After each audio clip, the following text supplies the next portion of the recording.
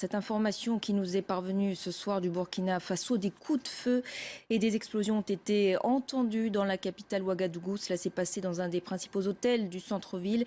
3 hommes armés seraient à l'origine de ces tirs. Information de l'agence France Presse. On en parle tout de suite avec Cyril Vanier. Bonsoir Cyril. Qu'est-ce que l'on sait à l'heure actuelle de ces explosions et de ces tirs qui ont donc retenti au sein de la capitale Ouagadougou? Selon les sources sur le terrain, la situation est encore en cours.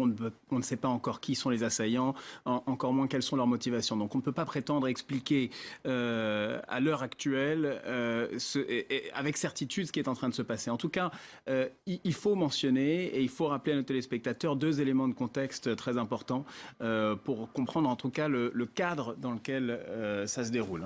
Et à supposer bien sûr que tous les éléments d'information qui nous parviennent du terrain soient confirmés dans les heures, dans les minutes qui viennent. 2 éléments de contexte importants.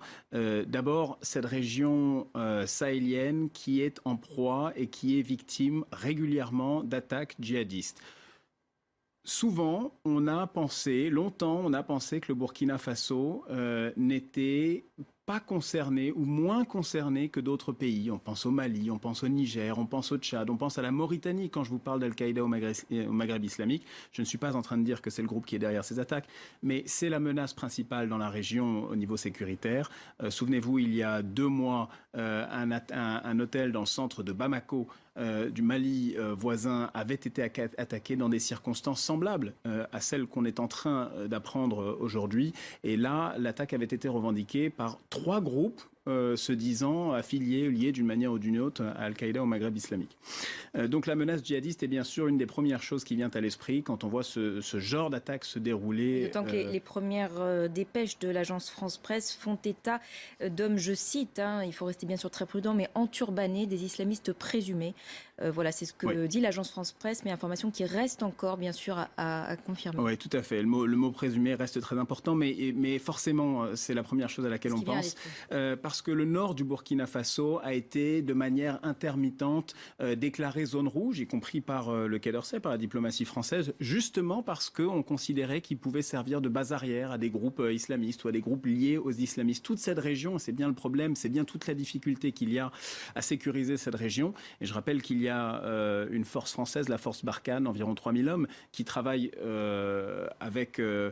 qui travaillent de manière régionale, qui, comme les djihadistes, travaillent à travers les frontières et sur plusieurs pays à la fois. Toute cette région est difficile à sécuriser parce que les frontières sont poreuses, on ne le sait que trop bien. Et donc c'est extrêmement facile pour ces groupes-là de se jouer des frontières, de passer d'un pays à l'autre et donc d'étendre la menace. Et on sait que les groupes islamistes, les groupes djihadistes, n'ont pas la capacité de se confronter à une armée régulière et qu'ils mènent donc des attaques avec la stratégie classique de la guérilla, c'est-à-dire des attaques opportunistes en visant des intérêts là et où et quand ils le peuvent.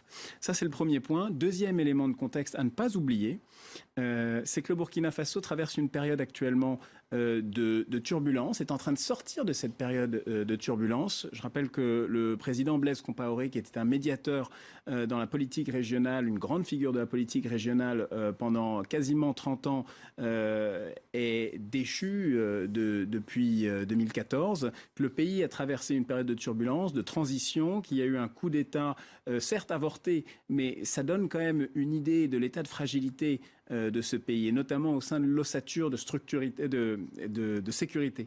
Et que donc tous les États qui sont dans une position de relative faiblesse, fragilité, où il y a peut-être des dissensions au sein de l'appareil sécuritaire, sont encore plus